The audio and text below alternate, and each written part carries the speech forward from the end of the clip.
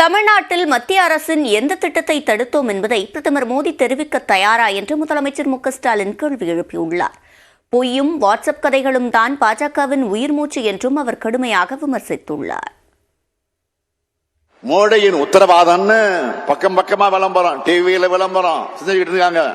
மாண்புமிகு பிரதமர் மோடி அவர்களே, நீங்க கொடுத்த பழைய உத்தரவாதமான ஒவ்வொருத்தருக்கு 15 லட்சம் ரூபாயோட இன்றைய கதி என்ன?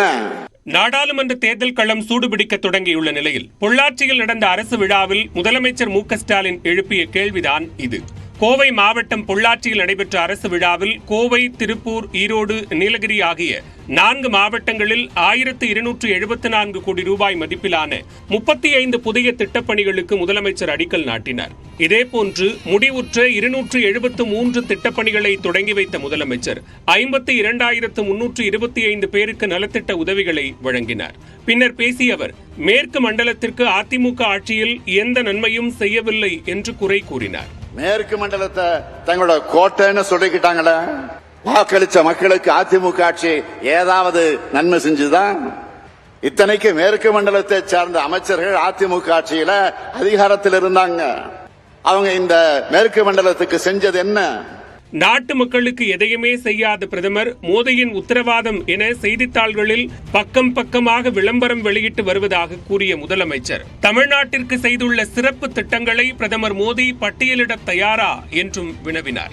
என்ன சிறப்பு திட்டங்களை கொண்டு வந்தீங்கன்னு தமிழ்நாட்டு மக்கள் எல்லோருக்கும் கேட்கணும். பதில் சொல்லுங்க பிரதமர்னு எல்லோரும் கேட்கணும். கேட்பீங்களா? போன முறை வந்தப்ப பேசினாரு, பாஜக தமிழ்நாட்டுக்கு கொண்டு வர திட்டங்கள் திமுக தடுக்குது. பிரதமர் சொல்றாரு, அவங்க கொண்டு வர திட்டங்களை நாம போய் தடுக்கிறோமா?